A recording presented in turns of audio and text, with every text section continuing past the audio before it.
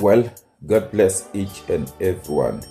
Okhona njengamanje nosilalele online siyabingelela. This is your prophet Dr. Slindo Made. Shalom and thank you so much for making isikhathi sokuzoxoxa kanye nathi la. Now kunezinto ezimbalwa ngizoke ngigenze ama sessions lapho sizofundisa khona ngama dreams kanye nama interpretations ama dreams because abantu abaningi ba-strugglisha when it comes to izinto zamaphupho noma interpreter amaphupho. So ngizoke ngenza isikhathi sikakhulukazi ngama Fridays just ukuba online and sibheke ukuthi yini into ekwazi ukwenza uku-interpreta amaphupho, because kuyenze kube umprofeti but only to find ukuthi we are strugglisha when it comes to interpreter amaphupho. Abanye othothi baze badinge another prophet ukuba interpretela amaphupho, but only to find ukuthi naye lo muntu usuke umprofeti. So ihloko sikhuluma ngaso namhlanje sithi developing a healthy respect for dreams. So ikona sokhuluma ngakho namhlanje. Now kunento efuna ukuyi-understand ebaluleke kakhulu as umuntu prophetic lokuthi God is always speaking. Yabo, God is always speaking and futhi isikakhulukazi kulabo abanendlebe yokumuzwa uNkulunkulu.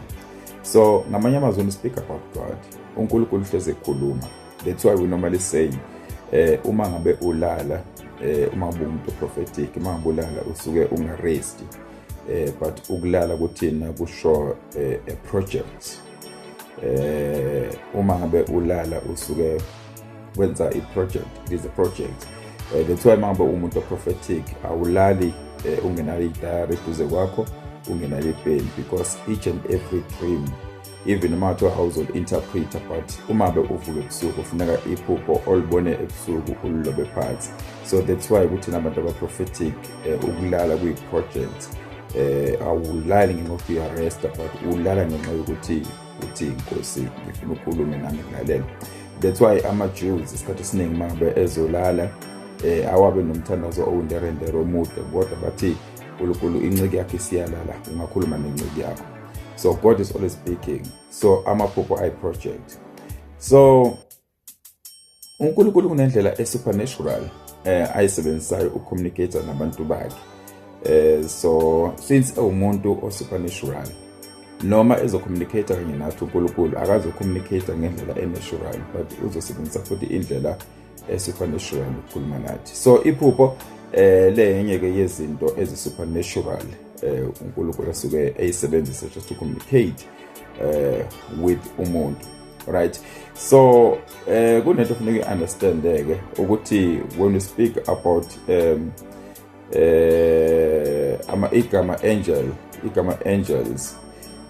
igama angels liphindeke emlokhuzana liphindeke 300 times, liphindeke 300 times kwiBhayibheli. Same thing applies negama dreams kanye nama visions, ama dreams kanye nama visions nawo futhi aphindeke 200 times eBhayibhelini. So uyabona ukuthi mabe ekuphinda uNkulunkulu leyo nto isuke kuyinto ebaluleke kakhulu.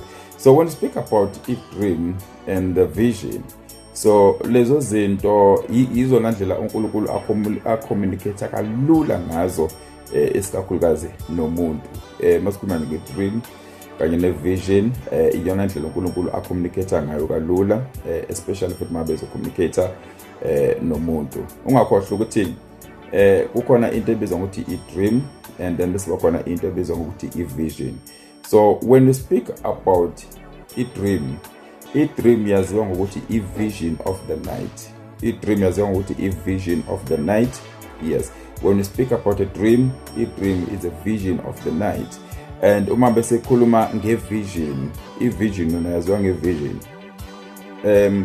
Ngiyangibambe ngifundisa lapha kwilokhozana kwi-prophetic class ngithi angazi ukuthi why ama-prophetic scholars engathi mhlambe i-vision of the day, then i-dream, i-vision of the night. But ngiyangihlonisa kanjalo ukuthi noma besikhuluma about the vision, i-vision of the day and the dream i-vision of the night. So when we speak about i-vision yenza ngesikhathi ungalele, yenza ngesikhathi uhlezi, yabo ngesikhathi uhlezi kube khona umbono ozowubona mhlawumbe ongathathi second, yabo into ezothi qwa uthothi izothatha ngisho second and then kube khona into ethile ibonile. So as ama-prophet abangama-seer prophets, so they interpret lo wombono abasuke bebone ngaleso sikhathi ukuthi usho ukuthini, and then they prophesy based kulo mbono abone kuleyo kashanyana ngaphansi kwe-second, yabo.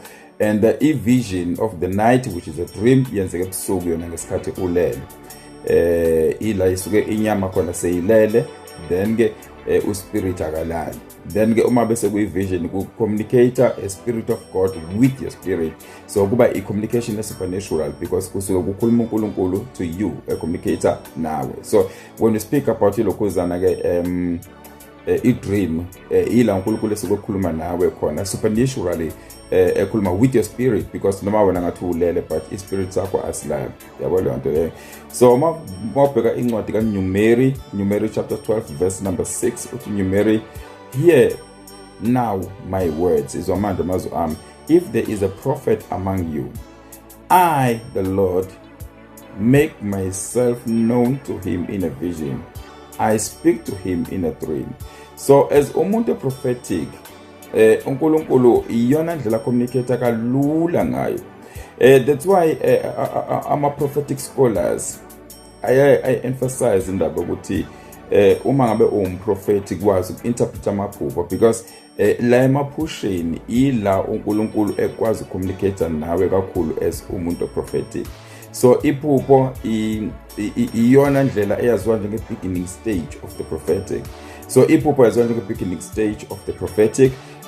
Ngani ngokuthi la kwiphupho kufanele ukwazi ukubona iphupho, and then bese uyakwazi ukwazi ukubona iphupho, then you interpret iphupho. Do you understand? So kunabantu abalibonayo iphupho babe ne-challenge yokuli-interpreter, bese kuba khona nabanye abakwazi ukulibona iphupho babe ne-challenge yokulikhohlwa, yabo. So lawo ama-challenges awu-2, ama-major challenges esifacene nawo as abantu aba-prophetic, ukuthi omunye uzolibona iphupho ahlule ukuli-interpreter, omunye alibone bese liyantshontshwa umzwethi mangabe ufika kusasa athi ngilikhohliwe iphupho. So leyo ke enye ama-challenges le serious. So now but into ebaluleke kakhulu ile ukuthi uNkulunkulu uzokhuluma nawe as umuntu prophetic and akhulume nawe ngamaphupho. So iyona ndlela akwazi ukwenza kalula ingxoxo yakho naye.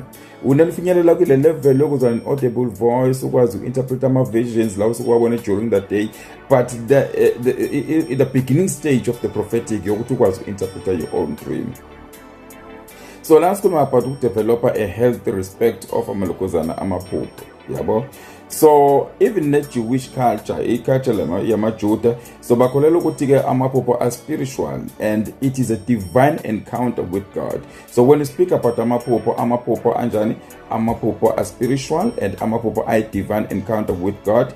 And then ila usuku visitwe khona uNkulunkulu ezokhuluma nawe, ezokwambulela izinto eziningi ezi-supernatural. So into engaqali namhlanje into amaphupho into eqhamuka from the Old Testament and iyinto very very supernatural. So uma be uthi ubone umbono usuke uthi kade uvakashela uNkulunkulu, because awuboni umbono kanti awuvakashela uNkulunkulu unless mabe kuyiphupho eliqhamuka from the other kingdoms. So zokubuye sikhuluma ngama-kingdoms akhona emaphusheni, but ke iphupho nje lisuke lisho ukuthi uye waba ne-encounter with God and then usuke unikeza i-message. Wena into ebalulekile ukuthi kuleli phupho oliphuphile yini oyibambile, ukwazile nokuyizwa i-voice kaNkulunkulu.